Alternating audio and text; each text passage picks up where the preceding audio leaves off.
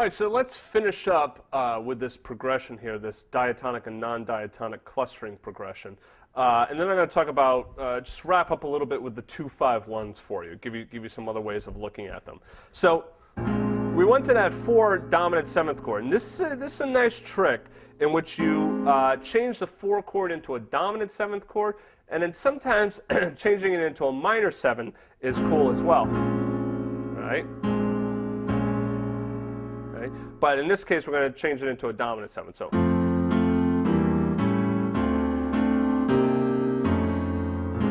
B flat 7, and this is another nice trick here. On the C7, I change it to a B flat over C, or a C7 sus4, then go to the C7. See those two notes are moving down? The 9th goes down to the root, and the 4th goes to the 3rd. Okay? That sus sound, the suspension sound, is a great way of suspending the sound, making it so that the resolution doesn't happen right away. So in this case, I wait until beat 4 to do the resolution. And now here, F, D minor, G minor 7, C7, again, another one of those little diatonic clusters, those mini progressions. 1 to 6 minor, to 2 to 5. Right? That's a great progression to know. 1, 6, 2, 5. Very common progression. And here, improvising over this, I could use my F major scale over the entire thing.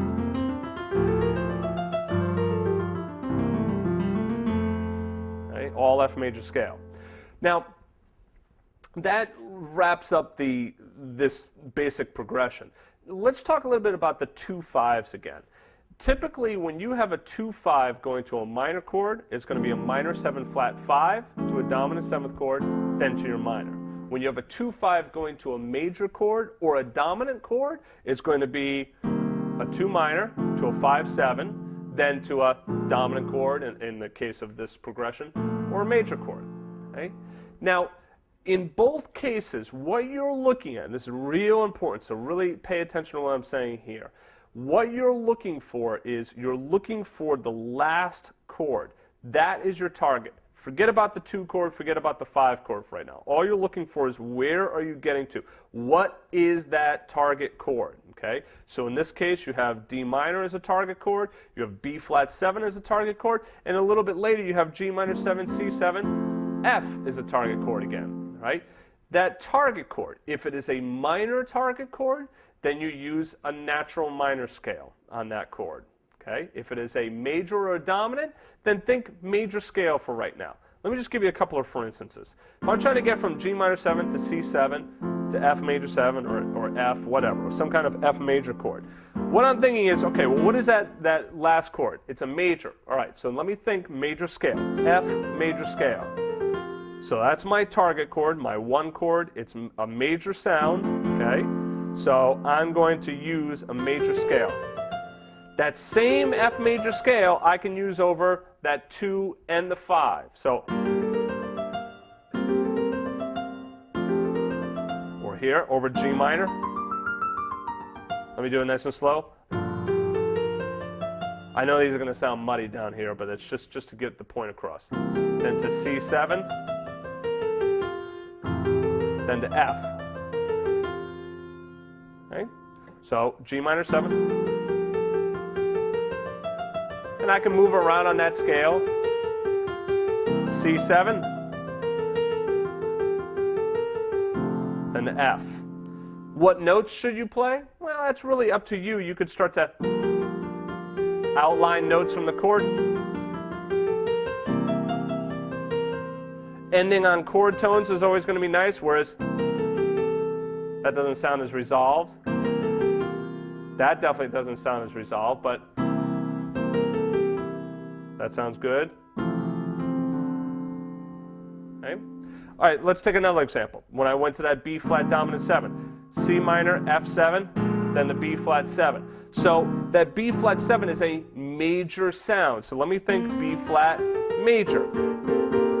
Okay? Forget about the fact that it's a dominant chord for right now. So on the C minor, I play a B flat major scale starting on C. On the F7, I play a B flat major scale starting on F. And when I get to the B flat dominant, I play a B flat major scale, but then I flat the 7th. Okay? So it's just one little tweak at the very end. If you happen to do, okay, you shouldn't be ending on it. Okay? If you end on it, it's obviously going to sound bad. But if you resolve it, it doesn't sound all that bad. Let's take a different one. Let's say I wanted to get to G minor. So I'll probably do A minor 7 flat 5, then D7, then G minor. Okay? So here, A minor 7, I could also do A minor 7, then D7, then G minor. Okay? I could do either one, the regular minor or the minor 7 flat 5. If I'm trying to do a 2-5 going to the 2 chord, 2-5 of 2, right? I'm in the key of F. I might opt for the A minor 7 flat 5. I'm sorry, A minor 7. Why? Because the flatted 5, see how it takes it so much away from the F major sound? Okay? The flatted 5 like really pulls it outside of F major. Whereas the natural 5 doesn't. All right, so anyway, the G chord is minor. So I'm going to use what kind of scale there? I'm going to use that G natural minor scale, which is a B flat major scale starting on G. Okay, so work with me here for a second. You might already know that I'm going to change one of the notes here, but let's go along with this for a second. So A minor 7. Here's my B flat major scale starting on A. When I go to the D7, I play a B flat major scale starting on D. And then when I go to G minor 7, B flat major scale starting on G. Okay. Now you might say, well, wait a second. If you took away the flat 5 before because it moved too far outside of the key of F, why do you still have that note in that B flat major scale there? All right. Why are you using G natural minor? That's a great point. And then this is where I would say you don't have to. This is where you might have heard, oh, on a 2 minor chord, you play Dorian. Have you ever heard that? That means that the Dorian scale is the second mode of the F major scale. If you want to know about modes, I have a whole series on that in the Jazz Piano Lessons website. I think it's the Jazz Improv, either volume 2 or 3. It's scales and modes. Okay, I go through each mode. All right, so the Dorian mode, okay, is pretty darn close to that natural minor, except for what? That one change, okay? So here I would play